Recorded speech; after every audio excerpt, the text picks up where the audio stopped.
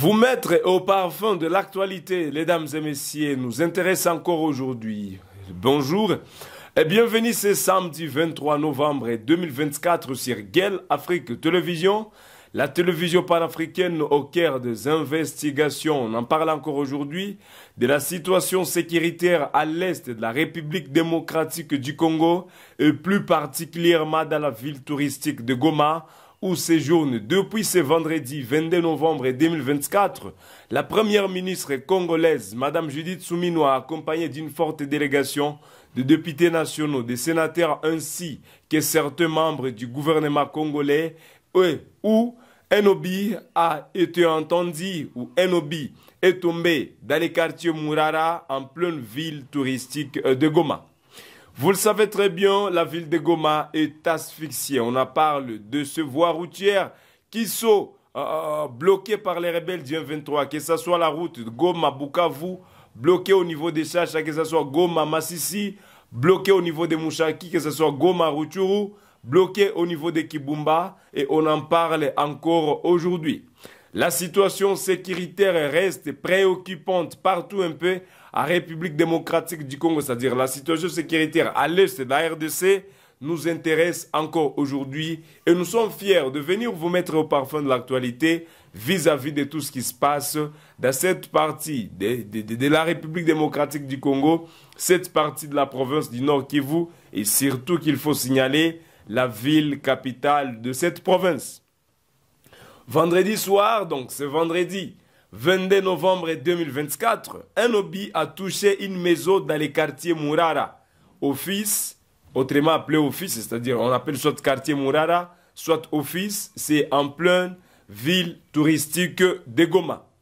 Selon nos sources, source Oyoto, Bengaki, Poepe, Sabiso, confirmation, Yalikamboa, na ba relaté biso fait, Lolenge Bozo, tal na ba image, Boni et Salemaki, il n'y a pas eu de décès. Moutoata Mokote a Koufa quitté, mais une femme aurait été blessée et transportée à l'hôpital Grand Lac pour des soins appropriés. C'est-à-dire, Bisika Bako signalé, Bisika Obiwane Kweyaki, ere alelo to kolobela likambo ango ke Moutoata Mokote a Koufa quitté. C'est-à-dire, Nzambe Asungaki, Moutumoko a Koufa quitté. Mais, Tozolo Belaya Mwasi Moko qui aurait été touché et que benda qui est, c'est-à-dire bamema qui est na hôpital pour qu'il y ait des soins appropriés.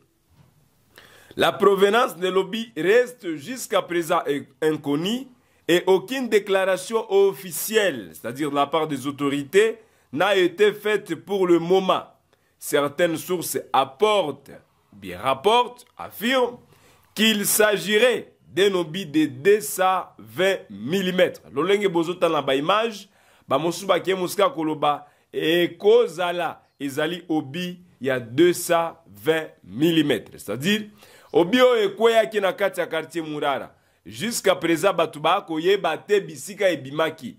Et que communication à mon côté officiel de la part ya Bakonzi, oh ya province, de la part ya Bakonzi, il y a état de siège, il y a Bakonzi, oh Bazo Kumba province, nanu batiki komi prononcé te na likolo a likambo oyo esalemaki to eyokamaki na kati ya mboka Goma. Raison pour laquelle boyokaki ba mwa panique ezaki eyokamaki vendredi soir koloba bombe mosué kwe na kati ya Goma ba désinformation donc c'est-à-dire eyakaki ebele likolo ya eloko wana c'est-à-dire ba oyo balobaki likambo yango bazaki kopesa précision te. Raison pour laquelle nous nous sommes dit que les aboutou biso to revenir tongo pour que to pesa bino ba réalité to vérité likolo ya obio ekweyaki na kati ya quartier Mourara, autrement dit appelé office eza na kati ya mboka Goma.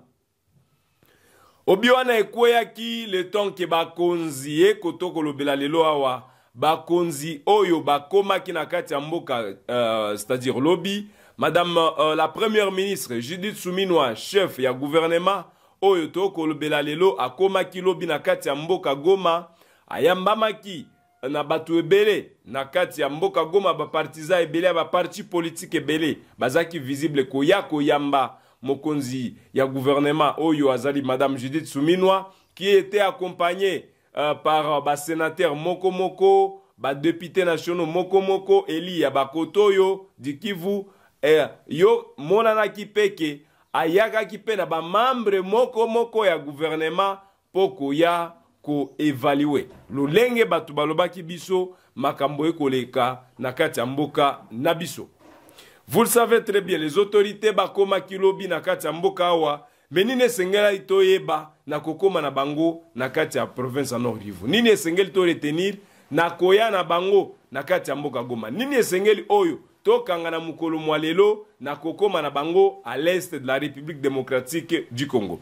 Lolenge na lobaki yango lobi, c'est-à-dire bakonzi baye po ba évaluer état de siège. Bakonzi baye pour que ba évaluer lolenge nini état de siège ezotambola. Depuis plus de 3 ans et demi, batia ki état de siège nelo esengeli tolo banini vis-à-vis na état de siège. Est-ce que ezana ba positif ou ezana ba négatif? Nini esengeli toyeba bisika ya mesure oyo ezwamaki na mokonzi ya mboka pour voir comment est-ce que bako restaurer autorité de l'État na bisika ebele na kati ya mboka na biso et puis bazongisa kimia bisika esengeli ezala. Mais oyo tozomona lelo nanu kimia ezongite, autorité de l'État ezongite, nini esengeli toyeba na mesure wana. Est-ce que ba développement oyo tokolobela lelo ekoki pour la mesure wana? Parce que na koyoka pe batu ebele na ba interview pe oyo tosalaki na batu na kokoma ya premier ministre, batu oyo bazali batu ya Goma ba kolobela biso ke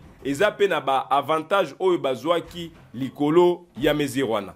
Pe azwaki makoki wana nde bisika na kolobela, azwaki makoki ya koyamba ba oyo bazali batu baponamaki na peuple na kati ya province ya Nord Kivu. Yango tokotanga elongo eloko oyo esengeli to retenir na soirée ya lobi. Le président de l'Assemblée provinciale du Nord Kivu, Robert Seninga, a annoncé ce soir, c'est-à-dire lobby na Abutu ya lobby, que la population réclame la levée de l'état de siège. Population ezo senga lelo ko bimisama ya état de siège. Cette demande a été transmise à la première ministre Judith Suminwa lors d'une audience avec le député provincial, député Oyo Bazalaki Elongo na mokonzi, Madame Judith Suminwa Tuluka. La première ministre a écouté attentivement les préoccupations des élus et s'engage à faire rapport au président de la République. C'est ce dernier qui, dans son pouvoir discrétionnaire, prendra la décision finale concernant la levée de l'état de siège, a déclaré Robert Seninga, président de l'Assemblée provinciale du Nord Kivu. Ndenge na ebisa kibino ezana ba oyo bazo réclamer ebima, ba mosusu bazo réclamer etikala. Mais mokonzi, Madame Judith Suminwa, accompagnée de certains membres de son gouvernement, de certains élus, députés nationaux du Kivu, de certains sénateurs, bango moko bako évaluer nanu na province à Nord Kivu et puis bako kende na province à Ituri pour que ba yeba ma rapport nini o bako memela mokonzi ya mboka pour que azwa ba décision vis-à-vis na maemanso ma koleka na kati ya mboka na biso République démocratique du Congo et surtout dans sa partie Oyezali province ya Nord Kivu. Voilà donc ce qu'on avait à vous partager ce matin, les dames et messieurs, vis-à-vis de la province du Nord Kivu. Aujourd'hui, samedi 23 novembre 2024, et Zalaka fier pour Nabisoko, Tiabino au parfum de l'actualité, Gueule Afrique Télévision, et Yebakake, et Sengeli, Mukolonyoso, Ngonganyoso, Toka Belakabino Basango, Yamakambo, et Kolekanaka Tiambo Kanabiso. Notez bien que batu oyo basala ki ba panique généralisée likolo ya obio ekweya ki na kati ya quartier Murara ezalaki na bango kaka ba panique o basala ki mais c'est ba information ba vraie information tozali nango il aurait une dame ozana dame moko oyo batinda ki na hôpital na mutu ata moko te akufa ki na kati ya likambo wana. Merci beaucoup les dames et messieurs, on se fixe un nouveau rendez-vous toujours sur votre chaîne préférée. Abonnez-vous ceux qui n'ont pas sali en côté, partagez la vidéo, essayez de commenter vis-à-vis de tout ce qui se passe dans cette partie de la RDC et on se fixe un nouveau rendez-vous. Le temps que je souhaite déjà un bon